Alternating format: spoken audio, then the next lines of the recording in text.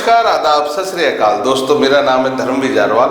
एक बड़ी ही पुरानी कहावत है कि नया नया मुल्ला कुछ ज्यादा ही अल्लाह अल्लाह करता है, और ऐसा ही कुछ हाल देश की राजधानी की बर्बाद पार्टी, बिल्कुल ठीक समझा आपने, आम आदमी पार्टी का है, जिनके नेताओं को ज्ञान तो कुछ है नहीं, परंतु हर मुद्दे पर, हर भसड़ पर उनको अपनी टांग जरूर अड़ानी है।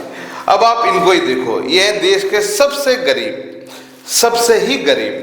सबसे गरीब नेता राघव चड्ढा। जब ये राजनीति में आए थे तब इनका कहना था कि ये देश के सबसे गरीब नेता है।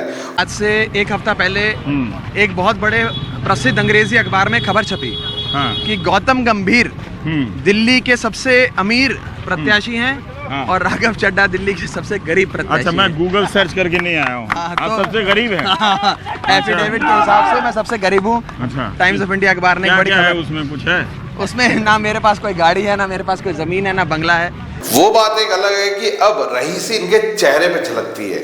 भाई साहब, मेरी गारंटी है, सुबह उठकर ये 100% अमेरिकन गाय के प्योर फुल क्रीम के दूध से अपना मुंह धोते होंगे। दिल्ली की जनता ने केजरीवाल को जितना जलील कर चुनाव हराया था, आज राघव को भी उतना ही जलील देश की संसद में होना पड़ा।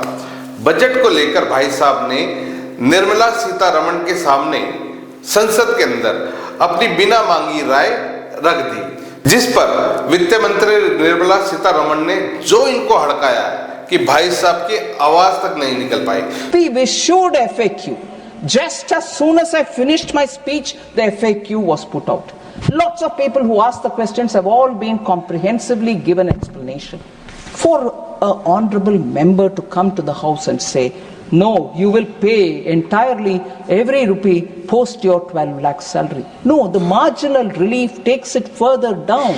You don't need to pay till about 12 lakh. जैसे ही थोड़ी आवाज निकालने की कोशिश की तो उपसभापति श्री हरिवंश जी ने इनको वहीं चुप करा दिया। भाई साहब की आवाज गले में ही रह गई। 12,75,000 what you won't end up paying.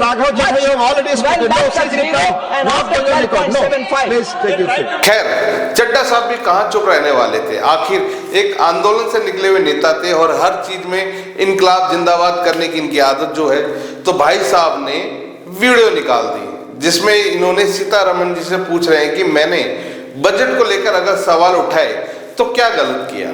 कल राज्यसभा में बजट पर बात करते हुए वित्त मंत्री निर्मला सीतारमण जी ने मेरे बयान को लेकर काफी कटाक्ष किया और ये भी कहा कि मैंने हाउस को मिसलीड करने की कोशिश करी। चड्ढा साहब, बजट की बात तो हम लोग बाद में करेंगे, पहले आप ये बताओ कि आपका बजट कैसे बढ़ गया? देश के सबसे गरीब आदमी कैसे बॉलीवुड की एक हीरोइन तक पहुंच गया? देश का सबसे गरीब नेता आजकल कैसे सबसे महंगी लग्जरी गाड़ियों के अंदर घूम रहा है? राघव, क्या इस पर आप हमें बताएंगे? आप मुझसे राजनीति के सवाल करिए, परिनीति के सवाल ना करिए। लेकिन जो परिणति के सवाल कर रहे हैं उनको आप क्या जवाब देंगे? आपको देंगे जवाब। आपकी मुस्कुराहट से और कयास लगेंगे। थैंक यू सर, इस वीडियो में यह रेल यात्रियों की बात कर रहे हैं, जैसे कि रेल यात्रियों से जुड़े संबंधी समस्याएं। पहले चड्ढा साहब, आप ये बताओ कि आप कैसे लंदन, कनाडा महीनों के लिए घूमने जा रहे हैं? यार, आप तो आम आदमी हो कि नहीं हो? नहीं हो? अच्छा हो, अरे बता दो भाई, आम हो या आप भी खास हो गए हो?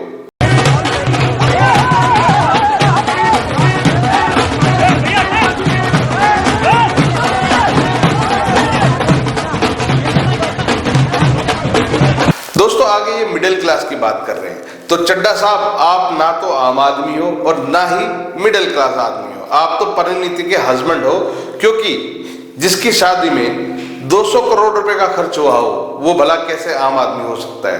हैरानी की बात है।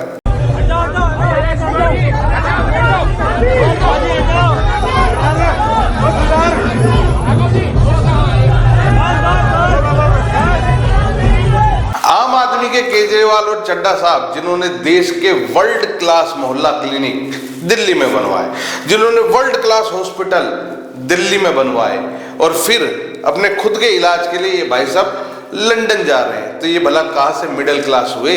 कबाड़ियों का है और इधर ये सब्जी बोरे हाँ ये एरिया बांटा हुआ है, ये मेरे सब्जी वालों का है, हाँ। इधर फिर कबाड़ी का है, उस तरफ फिर सब्जी वाले का है। ये कब बना है भैया? ये मोहल्ला कोरोना से पहले वाला था। कोरोना काल से पहले। और जब वैसे चड्ढा साहब, जो आदमी 62,000 रुपए की स्वेटर पहनता हो, भला वो कैसे आम आदमी हो सकता है जो खुद को कट्टर ईमानदार कहे और फिर खालिस्तानी समर्थकों से जा मिले, वो भला देश का सच्चा देशभक्त कैसे हो सकता है?